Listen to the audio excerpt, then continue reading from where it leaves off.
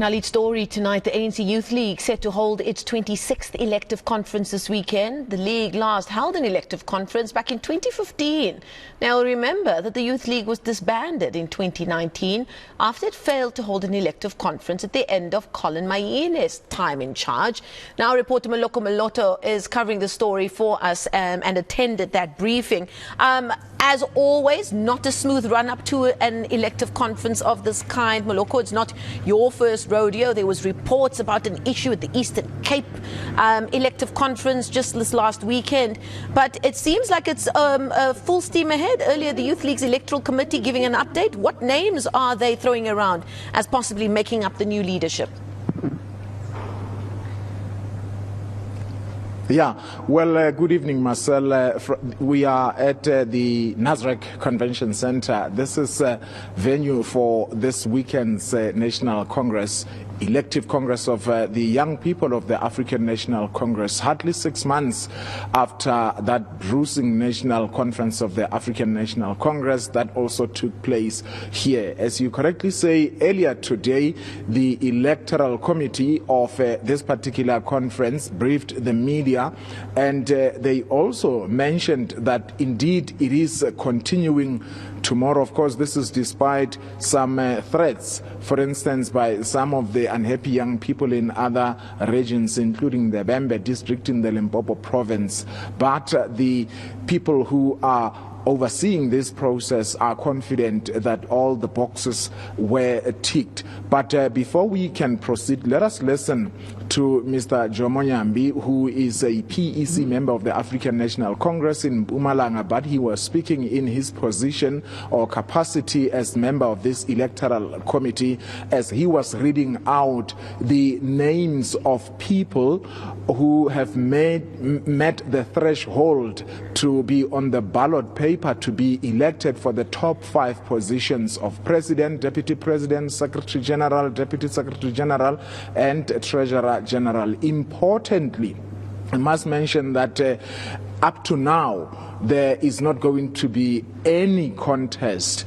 Of course, it will depend on whether some of the members of the ANC Youth League do make or meet the 25% threshold from the nomination that will be open at the floor on conference day. But as matters stand, the other people who were contesting for those 5 positions did not make it. In other words, up to now, there's only one person for each of those 5 positions. Let's listen to Mr. Nyambi.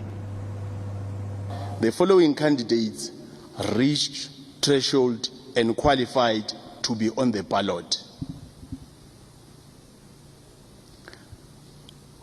For President, Smalachi Colin. For Deputy President, Mgcina Phumzile. Secretary General, Ngudle Mntu Woqolo. Deputy Secretary General, Shiviti Tsakanye. Treasurer General, Masilela Zwelo. The consolidation of additional members is currently underway and will be completed later tonight. So, Moloko, they're adamant this goes ahead, full steam ahead, and as I spoke to an analyst a little earlier, you cannot overstate how important the outcome of this conference is for the mother body as they edge ever closer to those important polls next year. Very true, Marcel. But let's bring into this conversation the national spokesperson of the African National Congress, Mahlengi Bengu Mudziri. Thank you so much for your time, ma'am. Thank you. This particular conference is taking place after so many years of trying and failing to hold it. How important it is for the ANC to have an independent, I don't know even if it's independent, the ANC Youth League from the ANC, but what is the significance of you proceeding to hold this conference? The last time the ANC Youth League held its Congress must have been somewhere around 2015. The ANC Youth League plays a pivotal role in building the African National Congress. We refer to the Youth League as having twin tasks, one of which is to mobilize young people of our country behind a non-racial, non-sexist and democratic discourse, which is led by the ANC. The second other task, as part of the twin tasks, is to advance the interests of young people in our country through youth development. And so when we don't have a youth league that is in good stead and in good standing as well, then it means that it affects the fortunes of the party going forward. And so we place a very strong emphasis on the role of young people within the African National Congress, and that is why this conference is very important. This Congress that's upcoming is very important. This very Congress is being threatened by some unhappy ANC Youth League members. For instance, in the Bembe, some are actually threatening to even take it to court because they are just unhappy with the whole process as it unfolded. How much is that a threat? But also the issues that you are dealing with in terms of the organizations of this conference's point of view? I would say that a lot of work has been underway to make sure that, one, Congress is proceeding. I do need to state that Congress is proceeding.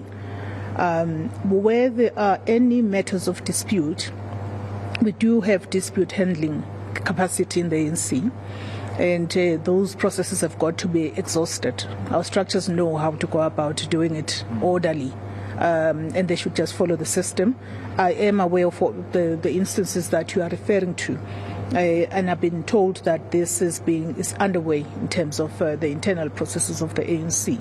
I do want to say that the Congress is proceeding, though.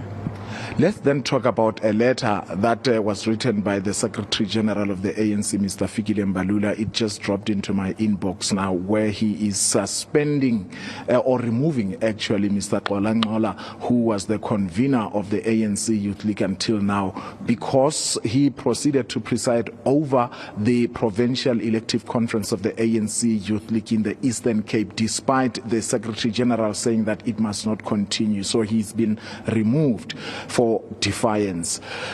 What is the position now of that particular Congress or PEC that was elected? Does it mean that you don't recognize it? But what is this saying about the members of the ANC Youth League as they go into this conference? Does it mean they are highly divided, or since they are also accusing some of you in the ANC of meddling in their affairs as the ANC Youth League? Well, regarding the recent suspension that you have just learned about yourself, I would imagine that process must have been a culmination of an internal conversation between the NYTT and those entrusted by the constitution of the organization, in this case the Secretary General, to manage the process of the renewal and the revival of the African National Congress Youth League. So that will be my take on that one. The second one about the status of the PEC of the Eastern Cape, I would wish to subject that to that very same process. And I think because this is a pre-conference interaction that I'm having with you, we can always update as things unfold, but we still do not believe that it has the capacity also to collapse the continuation of conference. Yeah. The last time when the National Executive Committee of the ANC was disbanded and some of the leaders were expelled was when Julius Malema was still in the ANC. And some people at the time were saying that that particular NEC of the ANC was not being given space to express itself militantly. Now, this elected NEC of the Youth League that would be in office after this conference, how much space, how much room would it be given by the NEC of the ANC to express themselves as young people, to be militant and to be seen to be uncontrollable at times? Will you tolerate such behavior? Well, I suppose some of us have grown through the ranks of the ANC Youth League. In fact, I don't know of any time when the Youth League of the ANC has been gagged from militancy. In fact, it's what is being required at the moment. And I believe that many of the leaders that are in the National Executive Committee themselves are products of the ANC Youth League. At one point, they would have been reprimanded now and then, but then still get told that you are on course. But do they tolerate dissent, particularly from young people? There's been a lot of dissent. I can tell you, some of us have been reprimanded in the past. And this reprimanding, in this case, and I need to put it in context, is when you're being asked by senior leaders, by elders, aren't you pushing too much? But keep going. There's always been a very dynamic relationship between the mother body and the ANC Youth League. Yeah. And so I do also wish to say that the challenge of the ANC Youth League of 2023 is not the same as the ANC Youth League of 1995. So context is important as well. But as a matter of principle, the ANC becomes stronger when we have a strong youth league, opinionated, galvanizing, campaigning, on the ground, strong branches, unified. And that is what we're trying to do. Yeah. Talking of that, the work that must be done by the ANC Youth League members to galvanize support, there was a very strong statement by the chairperson of the ANC Youth League in the Limpopo province, Mr.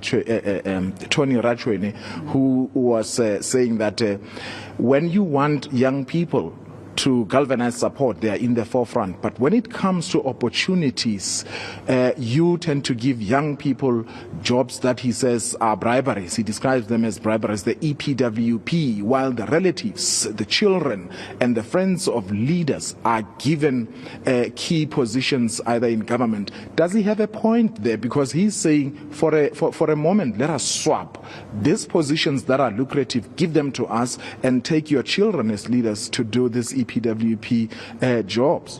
What I do know, though, and not to the comrade's point, what I do know that South Africa is a better South Africa today, and on the back of it being a better South Africa, now I'm talking about youth employment, youth entrepreneurship, the advancement of young people in higher education. You would see that there's been a lot of achievements by young people, including young people of the African National Congress. So I would have to test the merit of that point. I mean, we know a lot of young people that have scored several successes, whether it's in the sciences or it's whether in business. And some of those people are ANC young people. Yeah. Let's then quickly talk about and I know that you as the NEC members of the ANC, you don't dictate how members of the ANC Youth League at the branch level must elect their leaders or even nominate. As we stand, the top 5 leaders are not going to be contested unless some of the names emerge from the floor, and they must meet a 25% or 20% threshold. What does it say about a situation where top 5 leaders of the ANC are not contested when in the ANC Youth League, where we are told that it is a preparatory school for the leaders of tomorrow? Does that augur well, really, with the culture of the ANC? Well, firstly, Moloko, there still is a process. It was outlined by the Elections Committee. There is still a process of finalizing the nominations, taking into account those that may come from the floor. Secondly, should there be a lack of contestation or uncontestation, there is nothing that suggests anything untoward about that. And you know, if it's a process that is a product of a unification exercise. So I'm very tentative about it. I don't have any authority to comment further on a matter like that because the NYTT will also speak for itself during the course of tomorrow, and I'm sure they will ventilate some of the matters that you're talking about. All right, I don't have much time left. In 30 seconds, give us an outline of what's going to happen tomorrow. Who's going to open the conference, and when are we likely to know about the newly elected leaders? Well, we will issue a media advisory and provide a great deal of that detail, because if I detail it now, it will just be quite a lot. But it will be opened by one of our national officials and it will be closed We're hoping that it will be the Secretary General of the ANC, as well as we're hoping that the President will be able to close this conference. All right, thank you so much. The National Executive Committee member of the ANC, who is also the national spokesperson of the governing party, ahead of tomorrow, where we are expecting to see the commencement of this highly anticipated and much awaited Congress of the ANC Youth League. The last elected president of the ANC Youth League was Colin Maine, and ever since there has not been an elected president or elected structure. Otherwise, the ANC has always been appointing and removing and appointing the people who were leading this Youth League structure of the party. Okay, all eyes on Gallagher Estate. Thank you so much for that update. Moloko Moloto reporting live for us there.